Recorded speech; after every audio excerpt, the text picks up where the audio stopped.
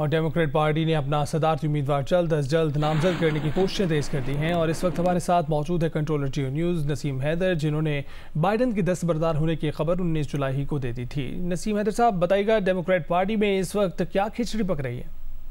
देखिए अली, इस वक्त हम नाज़रीन को एक और एक्सक्लूसिव खबर दें कि डेमोक्रेट पार्टी ने कामला हैरिस को सदारती उम्मीदवार यकीनी तौर पर बनाने के लिए अमेरिका भर में अपने डेलीगेट्स को एक ई फॉर्म जारी किया है, जिसमें उनसे कहा है कि वो किस सदारती उम्मीदवार को नामजद करना चाहते हैं, उसके बारे में वो अपनी राय दी। तो पार्टी का ख्याल है कि अगर 10% डेलीगेट्स यानी अमेरिका भर से तकरीबन कोई सारे जो टोटल डेलीगेट्स हैं उनका 10% जो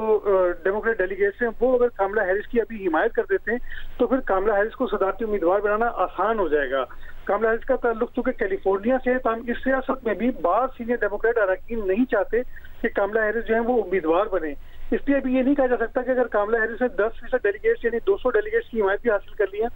तो वो 100% सदारती उम्मीदवार यहाँ बन जाएंगी। लेकिन ये मुमकिन है कि 19 अगस्त को होने वाले डेमोक्रेटिक कन्वेंशन में ओपन कन्वेंशन डिक्लेयर करा दिया जाए, ताकि कोई और उम्मीदवार भी अगर मैदान में आना चाहता है तो आ सके, जैसा कि नैंसी पेलोसी ने कहा या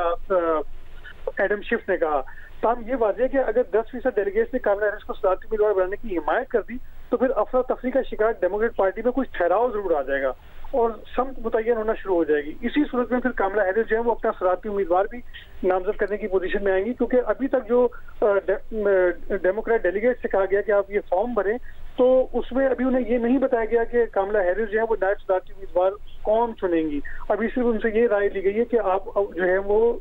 अपनी राय दे दें कि आप किसको सदारती उम्मीदवार बनाना चाहते हैं। तो ये तो यकीनी है कि 10% जो है वो टोटल डेलीगेट्स का कामला हैरिस बआसानी हासिल कर लेंगी और एक क्लियर पिक्चर इतनी जरूर आ जाएगी कि जो डेलीगेट्स हैं वो ये चाहते हैं कि कामला हैरिस सदारती उम्मीदवार बने, लेकिन वो टोटल नहीं होंगे। इसलिए कन्वेंशन ही में ये बात तय होगी कि कौन सदारती उम्मीदवार बनेगा।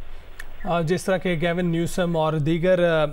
जो उम्मीदवार मुमकिन उम्मीदवार हो सकते हैं उनका भी नाम लिया जा रहा है, और इस वक्त ये देखा जा रहा है कि यकीनी तौर पर अभी तक ये भी फैसला नहीं हो सका है कि क्या कामला हैरिस ही सदारती उम्मीदवार के तौर पर उभर कर सामने आएंगी या कोई और शख्स कन्वेंशन में जिसे ओपन भी करार दिया जा सकता है उभर कर सामने आ सकता है। बहुत शुक्रिया नसीम हैदर साहब इस हवाले से आगाह करने के लिए।